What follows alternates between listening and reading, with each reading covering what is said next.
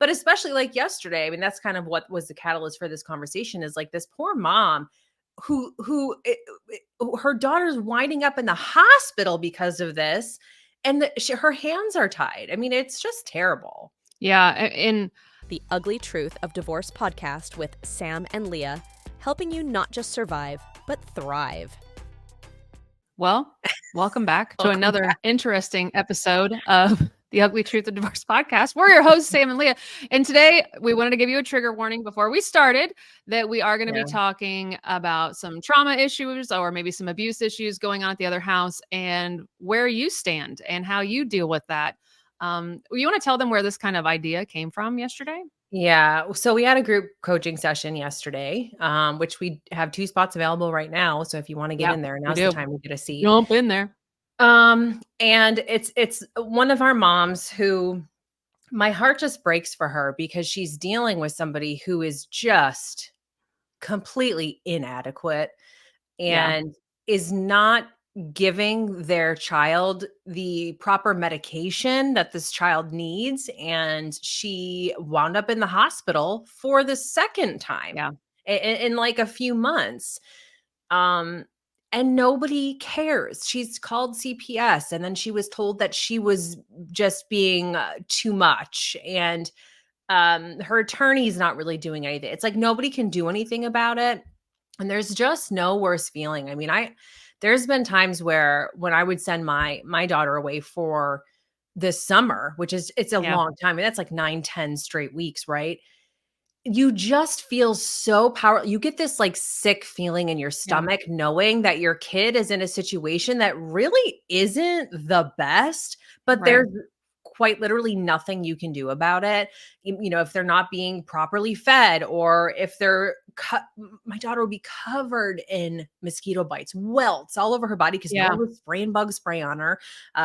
Just eating trash just day in and day out, no sunscreen, like that kind of stuff. It's like, this is just basic care. Like, why can't you just do the basic things to properly care for the kid? And then you bring it up and they're like, it's not a big deal. You're just being a control freak. You know, she's fine. And it's like, but especially like yesterday, I mean, that's kind of what was the catalyst for this conversation is like this poor mom her daughter's winding up in the hospital because of this.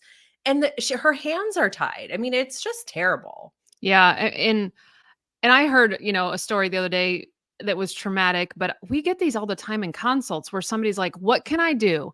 This is going on. And it can be things from no food and the mom is having to DoorDash food over to the house or pack stuff into. Yeah, we had another person mention that. I forgot too, is she was like, they're not allowed to get up out of the room. Yeah. Yes. They're not allowed to get out.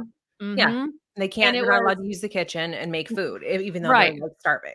And then they can't have anything after dinner. So if they don't like the dinner and don't eat it, and again, some of this is old school, you eat your supper or whatnot. But when you say you can't get up and go to the kitchen to get even a glass of water in the morning because that will wake up the other parent, it's borderline bullshit, right? And so you're sitting there as a mom and you're listening to this. I have another client who doesn't change their kids' underwear for the whole weekend and, have accidents and whatnot at a young age of 4. And so her daughter is sitting in her filth for 3 days and then has to go to preschool on Monday and is still in the same underwear from having accidents all week. And so it's just like this.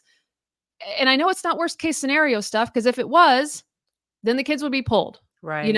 Right. And we had that other mom who's the dad didn't want to send the clothes back. So he would just keep them and make them wear the same clothes to school 2 days in a row. So that then it's like just shit like that. Yeah. But the medicine, we had another in the group coaching, we had another client who's, ex is making it difficult to even go get the prescription drugs from him. He's like making it like a cat and mouse game. And I'm telling you, like, I know people are putting in the comment section, get the doctors involved, and they are. And the doctors are well aware that there's one parent that's a problem and one parent that's not, but that's their wheelhouse is the medical field. And then you got to take that to somebody in the family court system that will listen. And what everybody needs to understand is not every law system and family court system and CPS system is the same across the board.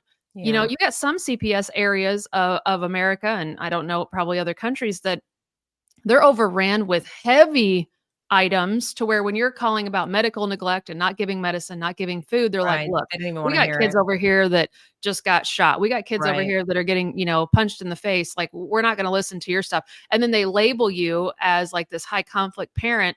And that was kind of going off of, that TikTok I saw, which I'm behind times, I guess. I didn't know about this new Owens law that's trying to go into play of a mom that said the same thing. It was abuse, and hers was abuse. Hers was physical abuse and sexual abuse. And she was trying to tell everybody, but she kept getting labeled as a high conflict. And nobody would believe her because her ex was charming and was a doctor and all these, Mhm.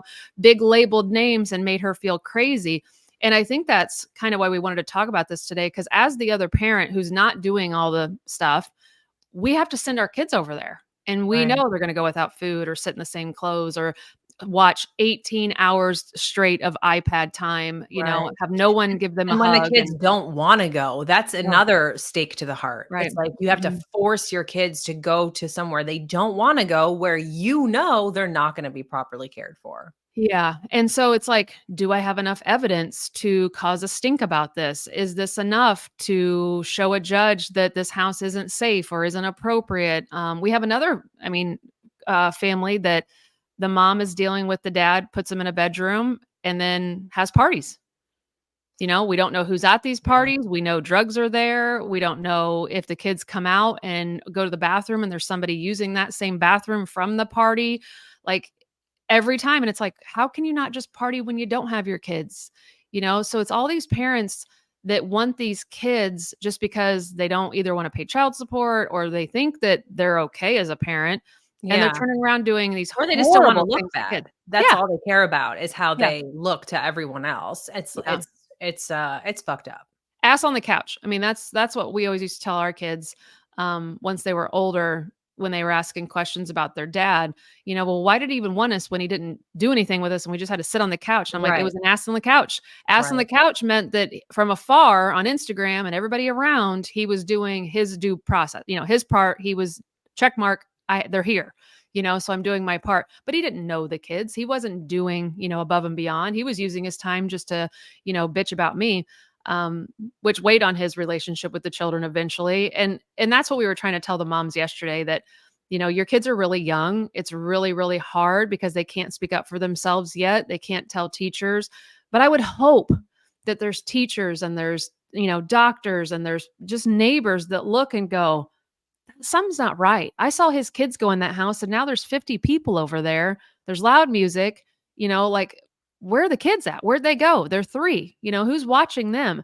I would hope people start calling. I would hope people, start turning people in. But I think we all know the family court system is just going to go, okay, don't do that anymore.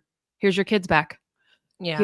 There's nothing. We touched a little bit yesterday about statutes, and that there's not hardcore statutes about mental and emotional abuse and what is neglect specifically nowadays. Sitting on an iPad for 18 hours, is that neglect? I think so. But getting a judge to say, well, that's how they want to spend their time with their kid. Right. Okay. Did they leave the room?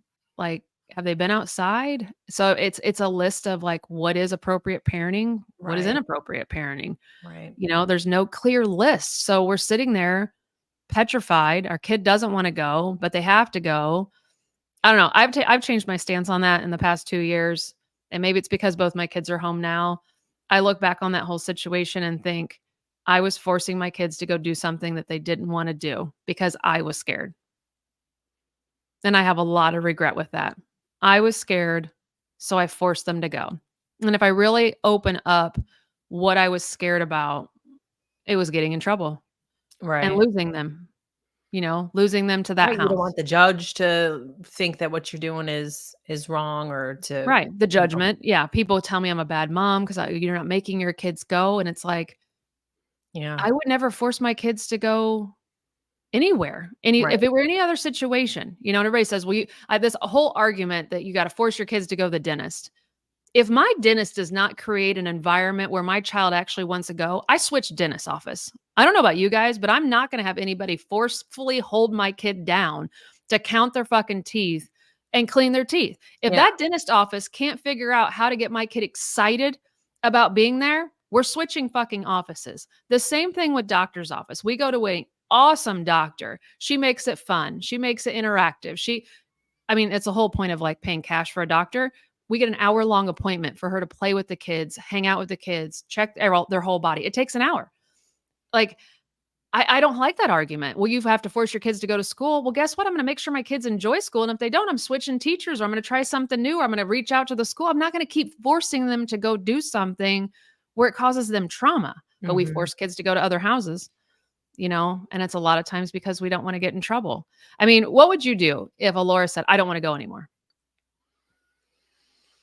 I wouldn't make her go, especially, I mean, she's 13. I mean, what am I gonna do? Manhandle her and shove her in the Right. car and, like, drive? I mean, I wouldn't force her to go, and I think the best thing, and one of our other clients does this, is, I would get her in to see a therapist, and I would Right. get that therapist to back me, Yeah. if she's telling her Essentially backing therapist, her. "I don't wanna go, I don't like being there, this is what happens when I'm there."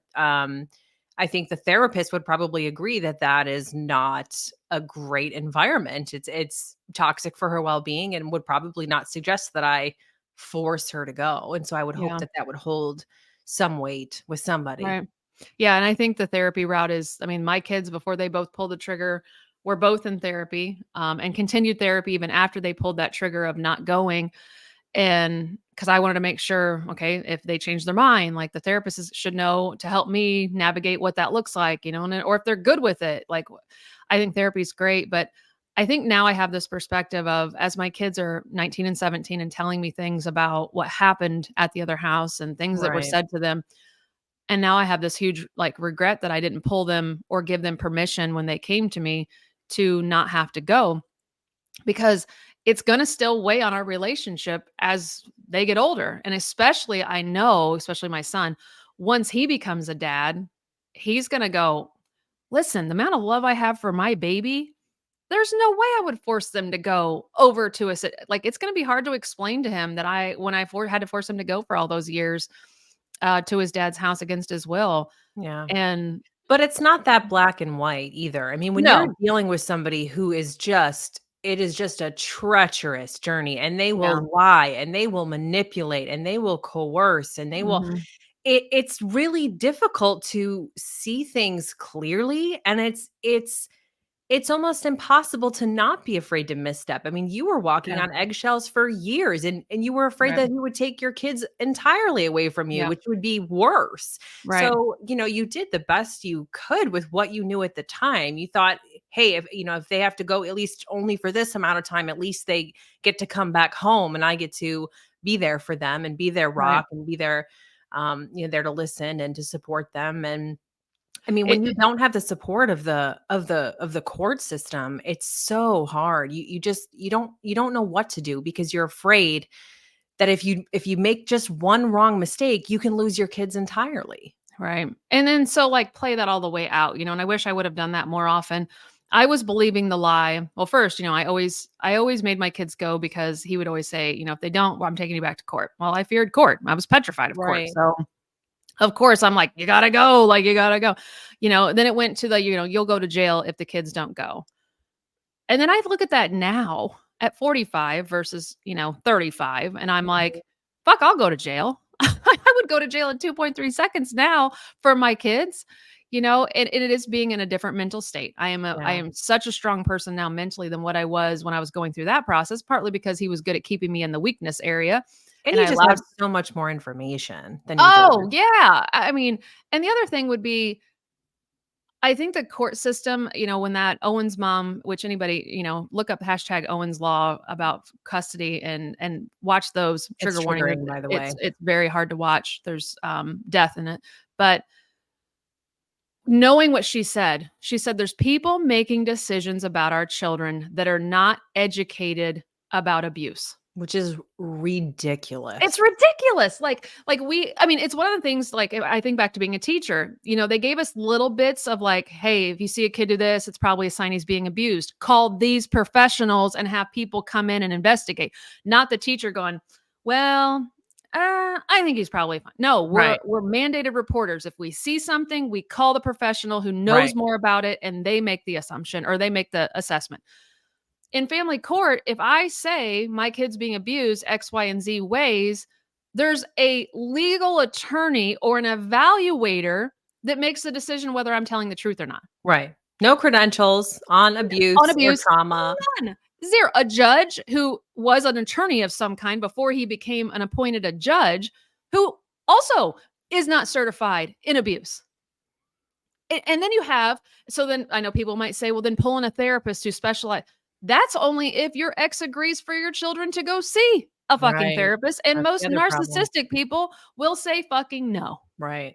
Will say no. No, they can't see a therapist because heaven forbid the secrets come out, you know? And so to me, the system, I mean, we all know the system is broken, but it is fucking twisted on how bad abuse situations get handled because nobody believes. I mean, there's not a statute that says, hey, if the children are going under mental abuse, they don't have to see that parent. Like back in the day, guys, in the early 70s and 80s, 19 in front of that for some of you newbies, um, it was to the point where they just picked one parent. Mom, you get to have the kids. Dad, if she lets you see them, she lets you see them. They picked one parent. I Like didn't know that. to be in charge. And the other parent had minimal visitation because they wanted one home. They wanted stability. They wanted consistency. And this parent had already done it for a long time. This parent was the primary Right. parent. It was also back though when a lot of women stayed at home.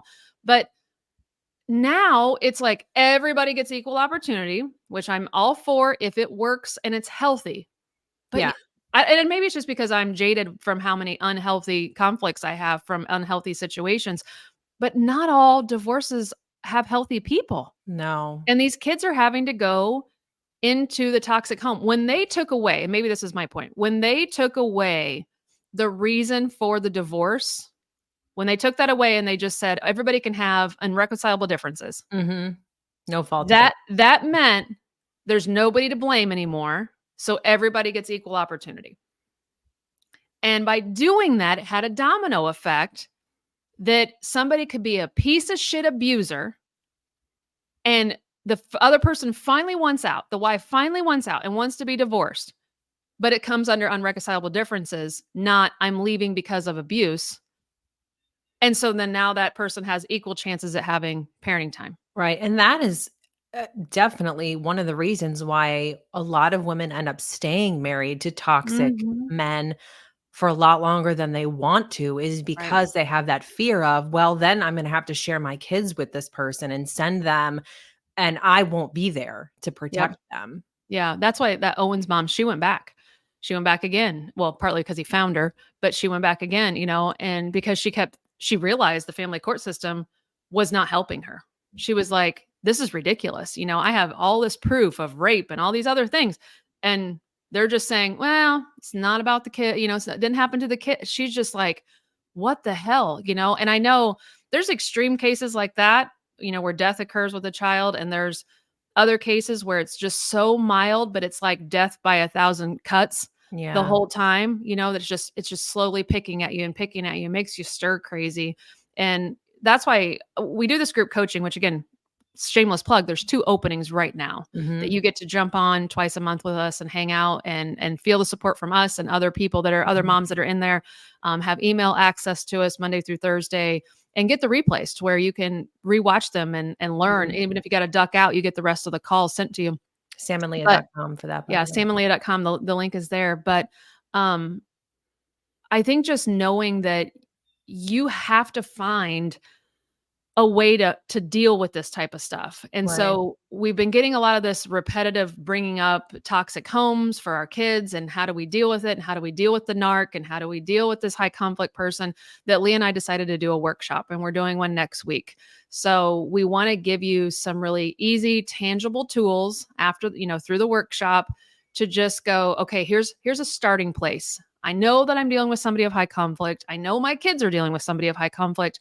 What are the starting points on Yes. how to make sure that I am doing everything I can? Because I'm going to tell you guys, I just did a TikTok, I think 2 days ago, where I said, if you are dealing with high conflict, stop wasting your money in family court and spend all that money on your kid and their well being and get them the help they deserve along with yourself. Yeah. And that's what we're going to talk about in that workshop. And so you want to give them the details of that workshop. When is it? What time is it? How can I Yes. get it? I wasn't prepared. It's at Hold, please. samandleah.com, but it's next Wednesday, So right? yes, May 22nd, 5 p.m. Eastern, so 4 p.m. Central, 2 p.m. Pacific. And again, it's a live workshop. And you also, you will have an opportunity if you want to hop on a Q&A with us after the workshop, where you can just ask us your specific questions and we'll help you. But we're going to dive into all kinds of things. And remember, this is like when you're co-parenting or parallel parenting with a narcissist. So somebody who's like creating their own reality. All they're concerned about is winning at all costs. They turn the tables on everything, play the victim card, paint themselves as the martyr, right? Demonizing you, all of that kind of shit. That's what we're going to help you navigate. So giving you invaluable insights and strategies for dealing with somebody like this and co-parenting with somebody like this, how to set boundaries, how to protect your kids from manipulation, getting the tools you need to stand strong in the face of adversity so that you can take your power back, right? You're going to learn how to understand the narcissistic mind, how to break free from any trauma bonds, strategies for self-care and empowerment, setting boundaries and taking control, and then mastering the slay method, which is it's a 4-part strategy to help you outmaneuver a narcissist in court and then emerge victorious in your divorce proceedings. So basically, guys, if you're new to us or just how do I make it stop, this is your workshop. This is a good foundational workshop to get you to understand it a little bit better. You know, where is it coming from? Why is it here in my life? How are my kids going to deal with this? What can I do to help? And I'm not saying don't go to court and try to get them to stop, but I'm telling you, for the most of you, it's going to be a waste of a dime. Like you're going to hire your attorney and you're going to try to have the attorney tell the judge to tell him to stop. And the judge is going to be like, don't do this again. Right. Hopefully. But they don't listen. Narcissists don't listen. They think the rules they're in are control. beneath them. Yeah, they're in control all the time. So I just want to make sure this is going to be money well spent for you. Not to mention you'll have a community. You'll get to hang out with us. There's an option for a Q&A afterwards to where you can handle that and ask us quick little questions and we can give you direct little feedback for that. But in general, guys, we just want you to understand like every situation is different. Again, there's extreme situations, there's mild situations, but you have to make sure that you are doing what's right for your kiddos and you. And I think too much at the beginning of my situation, I focused so much on the kids that I didn't realize I was being the lead example. And I should have been focusing on myself and my boundaries and things like that you'll learn in the workshop to have a domino effect on my children. So we want to give you those inside of this workshop. So please, when this airs, it's going to be Monday. And so that next Wednesday, when you hear this on Monday, you have opportunity to get in there by Wednesday and purchase that. And this is just something that we've had a lot of requests about, that people want help. How do I deal with this? Because my lawyer's not helping me. My family's confusing me. You know, I want to protect my kids and I don't know where to start. This is the start. Yeah. And when we do trainings about this in the next chapter, these are by far the most popular. We have so much engagement on in the comment section of these workshops. Absolutely. So, all right, guys, we're going to end it there. We hope you enjoyed this one. Again, you all are dealing with some different type of animal that is just outrageous, from the allegations towards you to the things that are happening with your children. And it's a lot to take on. And we want to be a part of that circle that helps you figure out, how do I get through this? How do I get to my next chapter to where I can get over this and start helping my kids better? So think about considering going to that workshop or joining the next chapter or joining group coaching. There's plenty of options for you, but doing this solo, 10 out of 10 don't recommend. Yeah. You need some help. So until next time, guys, go back and watch other shows and episodes or share this with a friend. Bye, everybody.